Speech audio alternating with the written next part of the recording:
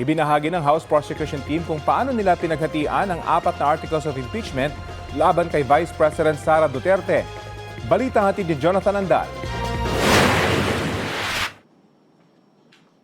Sa sama-samang pagharap sa publiko ng 10 sa 11 impeachment prosecutors ng Kamara, buo ang kanilang kumpiyansa para sa nalalapit na impeachment trial ni Vice President Sara Duterte. Si Representative Jervil Luistro ang tatayong lead prosecutor. The evidence of the prosecution is strong. Ipinatawag ng Senate Impeachment Court si Vice President Duterte at binigyan ng 10 araw para sagutin ang impeachment complaint. Naniniwala ang mga kongresista kapag umusad na ang paglilitis, dapat sumipot ang bise.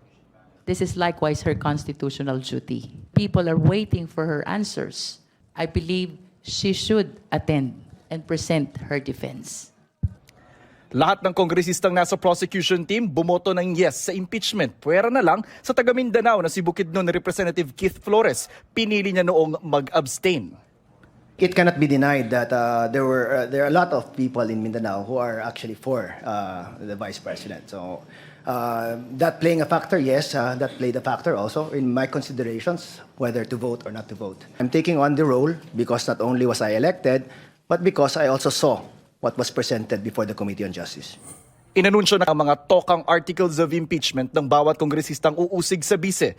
Sa Article 1, tungkol sa maring paggamit ng bise sa 612.5 million pesos na confidential funds, si Congressman Luistro ang mangunguna. Sa Article 2, tungkol sa maring unexplained wealth ng bise, si Congressman Terry Ridon ang lead. Sa Article 3, tungkol sa maring panunuhol ng bise sa ilang opisyal ng DepEd para paikutan naman ang mga batas sa procurement, si Congressman Joel Chua ang lead.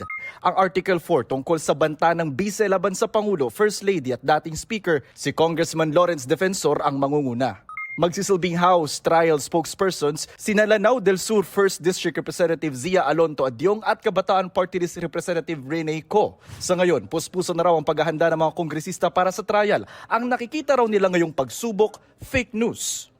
One of the biggest challenges that we face is fake news, trolls na mali ang ikinakalat na balita, maling ebidensya ang binabarina sa utak ng ating mga kababayan.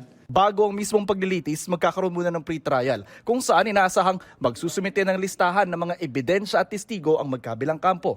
Jonathan Andal, nagbabalita para sa GMA News.